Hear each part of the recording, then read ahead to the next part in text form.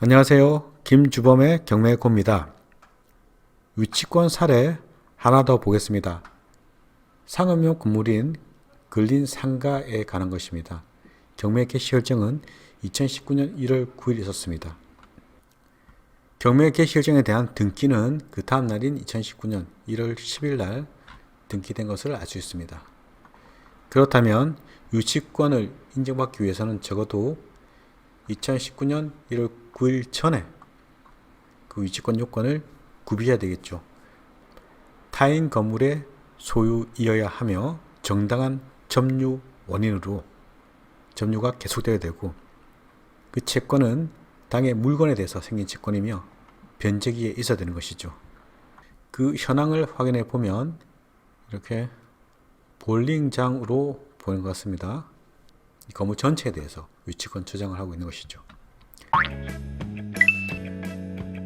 임차인은 모두 2명으로 되어 있고 2018년 4월 9일, 2017년 11월 27일 사자 등록을 마쳤습니다. 그 다음날 0시에 대항력 가지는 거 이제 아시겠죠? 소멸 기준권을 보니까 2015년 10월 8일 이렇게 근저당권이 소멸 기준 권리입니다. 근저당권보다 앞서지 못한 임차인은 매각으로 모두 소멸되는 것이죠. 배당 요구를 하였더라도 확정일자가 없기 때문에 일반 채권자의 순위로 안분 배당 받게 되는 것입니다. 그리고 유치권의 내용을 확인해 보면 집행관 현황조사서에서 2019년 5월 9일 방문을 했고 2명의 임차인이 있는 것으로 보인답니다. 그 임차인은 301호에서 309호까지 전부에 대해서 임차인으로, 볼링장 일부에 대해서 사무실 임차인으로 각 등록되어 있고 2017년 11월 27일, 2018년 4월 9일 각 사자 등록을 한 것으로 보입니다.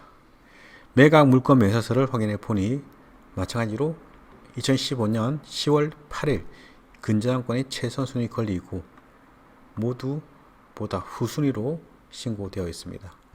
이 비고란에는 이 임차인이 301호에서 309호 호실 구분 없이 전체 통합해서 볼링장으로 이용 중이랍니다.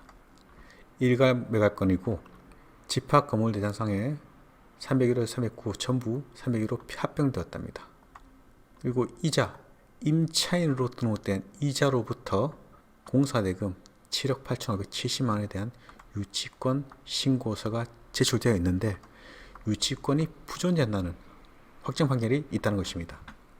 결국 이 물건에 대한 임차인은 자기가 한 영업용 시설에 대해서 아주 많은 금액을 투입했고 이렇게 투입한 금액으로 인해서 이 부동산 가치가 향상되었다라는 유익비 주장으로 유치권 신고를 한 것 같은데, 이런 상업용 건물에서 임차인이 인테리어 등 이 건물에 대한 시설 공사를 하는 것은 본인 영업을 위한 것입니다.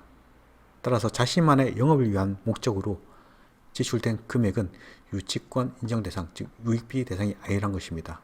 또한 이런 임차인들은 임대차 계약서를 작성할 때 원상 복구 조항이 있는 경우가 대부분입니다. 그렇기 때문에 유치권을 사전에 포기한 것으로 보는 것이죠. 실제 유치권자는 많은 금액을 투입해서 자기 영업을 위해서 해당 목적물을 인테리어하고 그 금액이 상당하게 지출되는 것이죠. 임차인이 이런 비용 투입을 하기 전 이 목적물에 대한 내 보증금에 대한 보전 여부, 그리고 인테리어를 해서 내가 계속적으로 이 건물을 임차해서 유지할 수 있는 여부를 좀 판단해서 이렇게 시설을 해야 되는데, 그런 부분을 간과하고 많은 금액을 투입했는데 그 투입된 금액이 유치권 인정 대상이 될 줄 오인하고 있습니다. 결과적으로 이런 임차인이 한 영업용 시설에 대해서는 유치권 인정되지 않는다는 판례가 대부분입니다.